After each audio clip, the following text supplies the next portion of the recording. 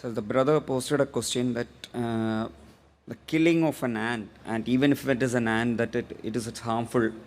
But on the broader side, Muslims normally what they do is they try to slaughter cows and everything. So according to him, that Muslims eat more of beef, mutton, and so is that not wrong? Because in both in Gita and Bible and Quran, everywhere you should show mercy to all animals. So, but that's not being followed. Brother asked a question that even killing an ant is wrong and killing living creature is wrong. So why do Muslims have non-veg by having mutton, beef, killing animals? Isn't it wrong? Shouldn't we show mercy? I do agree with the brother, the first part of his question. And I understand that he can understand English, but he cannot speak. There are many people there we have who can understand English, but cannot speak English, and they ask in Urdu. So I believe the brother can understand English, but he can't ask the question in English because he's more fluent in Tamil. As far as killing any living creature unnecessary, it's a sin even in Islam. Even in Islam, it's a sin to kill any living creature unnecessary. And there are hadith in which the Prophet has said, when a person was there making a bonfire, the Prophet said, don't make a bonfire there because there are ants. Shift the position. That means the Prophet also was worried that that bonfire may kill the ants. So he asked the Sahabas to shift the position so that the ants don't get killed. Now coming to a basic question, that why do Muslims have non-veg, killing animals for non-veg, etc. First, I'd like to tell you that a Muslim can be a very good Muslim even by being a pure vegetarian. Eating non-veg is not compulsory in Islam, but because our Creator Allah subhanahu wa ta'ala has given permission to have non-veg, why should we not have it? If we analyze, it's mentioned in the Quran, in Surah Ma'idah chapter 5 verse number 1, that eat of the four-footed animals, eat of the four-footed animals which have been made lawful for you. Quran says in Surah Nahl chapter 16 verse number 5, that Almighty God has made for you to eat the meat of the cattle. And several places, Surah Mu'minun chapter 23 verse 21, many places. Now scientifically if we analyze that there is no vegetarian food which has all the requirements for a human being. The human beings require amino acids. They require 21 amino acids, out of which most of them are produced in the body, but 8 have to be supplemented from the diet. These are called as 8 essential amino acids. There is no vegetable which I know of which contains all the 8 amino acids. So there's no vegetable which is a complete food. So you have to take this which is present in the non-veg. Furthermore, if you analyze non-veg food, it's nutritious, rich in vitamin K. And furthermore, if you analyze, if you see the teeth of the herbivorous animals, the cow, the goat, the sheep, they have flat set of teeth. They only eat vegetables, they only touch grass. They don't eat flesh food. If you analyze the set of teeth of the carnivorous animals, tiger, lion, leopard, cheetah, they have a pointed set of teeth. They have a canine set of teeth. These animals are known as carnivorous animals. They only eat flesh. They don't eat vegetables. If you analyze the set of teeth of the human beings, if you go in the mirror and see, we human beings, we have got flat teeth as well as pointed teeth. If Almighty God wanted us to have only vegetables, why did He give us this pointed teeth, canine set of teeth? Why? Because Almighty God wanted us to have both vegetables as well as non-veg, flesh food. If He wanted us to have only vegetables, why did He give us the pointed teeth? Furthermore, if you analyze the digestive system of the human beings, it can digest both veg as well as non-veg. The digestive system of the herbivorous animals, the cow, the goat, the sheep, it can only digest vegetables, it cannot digest flesh food. The digestive system of the carnivorous animals, lion, tiger, leopard, it can only digest flesh food, it cannot digest vegetables.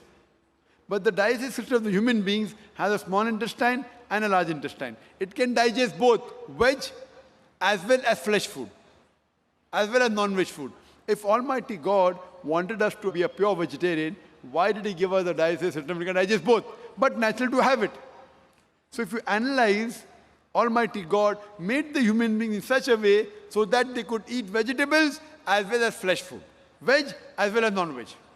And many people have a misconception that most of the religions, they prohibit the eating of non-veg food. And many of the Hindus, they have a misconception. And they think that Hinduism prohibits the eating of non-veg food. In fact, if you read the Hindu scriptures, if you read Manusmriti, chapter number 5, verse number 30, it says, Almighty God created some animals to eat and some to be eaten. So those who eat the animals created to be eaten, you're not doing a sin. It's mentioned in Manusmriti, chapter number 5, verse number 39.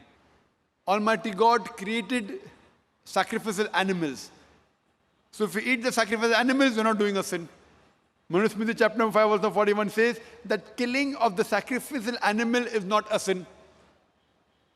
There are many quotations in the Hindu scriptures which talk about eating of non-veg food. If you read Mahabharata, Anushasan Parv, chapter number 88, Yudhishthir was the eldest brother of the Pandavas. He asked Bhishma that what things should he give in yagna, in puja, so that our ancestors will be satisfied. So Bhishma replies that if in puja, if in yagna, if you give herbs and shrubs and vegetables, our ancestors will be satisfied for 1 month. If you give fish, satisfied for 2 months. If you give meat, for 3 months. If you give hair, for 4 months. If you give goat, for 5 months. If you give bacon, for 6 months. If you give deer, for 6 months. If you give birds, for 7 months. And the menu keeps on continuing. And it says that if you give buffalo in yagna, 11 months. If you slaughter a cow, our ancestors will be satisfied for 1 full year. And if you give a rhinoceros, then our ancestors are satisfied inexhaustibly. There's a full menu given in Mahabharata. So if you read the Vedas and the Hindu scriptures, the sages and sons, they had non-veg, they even had beef. But the reason you find many Hindus, they say that eating non-veg is prohibited because they are being influenced by the non-violence philosophy. Even the Jains. And what these people who believe in non-violence say, that killing of living thing is prohibited. Therefore, killing an animal is a sin. So I agree with them that if killing any living creature unnecessary is a sin. But if you say killing living creature is sin per se, then I tell them that even the plants you have, they have got life. Previously, we did not know that plants have got life. Therefore, they used to think that killing plant is fine. Today, we know that even plants have got life. So the logic has changed. Yes, Zakir, we agree plants have got life, but plant can't feel pain. Therefore, killing a plant, having vegetable, is lesser sin as compared to having non-veg, that flesh food. Today, science advance have come to know that even the plants can feel pain. But when the plants cry out, we human beings cannot hear the cry of the plant because we can hear only between 20 cycles per second to 20,000 cycles per second. Anything below and above this we can't hear. So even the plants cry, but we cannot hear the cry of the plant. The plants feel pain.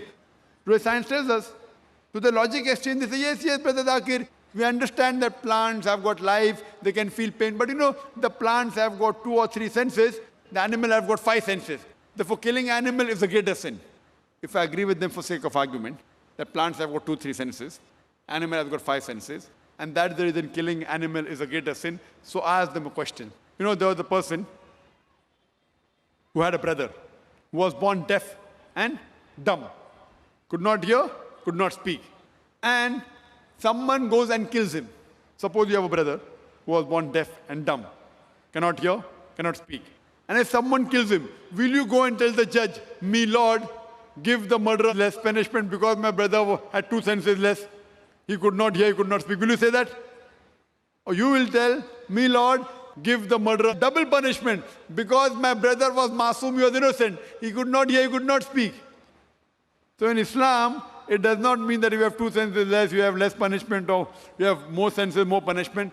Quran says, eat of the good things they have provided to you. As long as the thing is good and halal, it is permitted, you can have. So in Islam, we are allowed to slaughter animal only for eating. Unnecessary for hunting, for sports is prohibited. Like making a bonfire, ants are being killed, the Prophet said don't do it. So killing any living creature is prohibited unless if it is for eating, for survival, and it is amongst the permitted animals which God has given permission. As Manusmriti says, God has created some animal to eat and some to be eaten. If you kill the animal to be eaten, you're not doing a sin. Otherwise, generally, I per se, if you analyze, I've got no problem if the non-Muslims don't have non-veg. Because if every non-Muslim in India starts having non-veg, then the price of mutton and beef will go high. So I've got no problem if the non-Muslims don't have non-veg. But if anyone takes an objection that killing animal is a sin, that's the time I give this answer. Otherwise, in Islam, you can be a very good Muslim even by being a pure vegetarian. But since Allah has given permission, there is no harm if you have non-veg, as long as it is among the permitted animals. Hope that answers the question.